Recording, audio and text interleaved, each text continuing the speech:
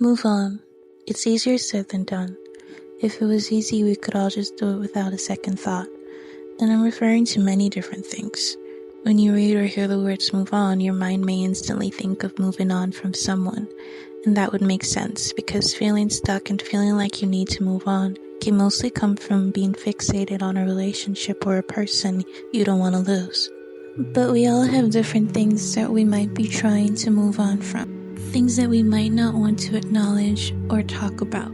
I need to move on is something we've all said to ourselves at one point or another. Our brain is saying it, but at the same time doesn't seem to agree or believe it. It continues to dwell on that specific thing for hours or days or weeks or months. Every now and then there might be a temporary breakthrough where it feels like you're actually starting to get over it. But then the thought sits back in and you're back to square one. It feels like you're digging yourself out of a hole that's impossible to get out of. Until you do. Then you forget how hard it was or why it was so difficult in the first place. But while you're having trouble moving on, there's so many emotions that consume you. Sadness, anger, confusion, frustration. Each one of these emotions take a toll on you. And sometimes, we're just afraid to move on because of what that can mean. Leaving something or someone behind forever. And that thought can mentally keep us trapped. But whether we want to or not, we have to move on. And we end up really wanting to more than anything when we realize that no good comes from staying in that state.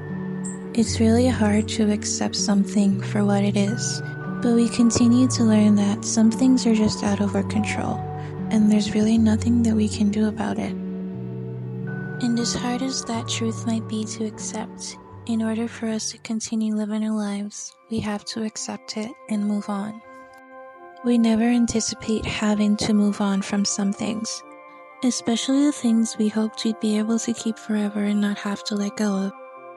But there are some things that we outgrow and have to leave behind for a reason. Even if we don't understand the reason or we don't see it yet.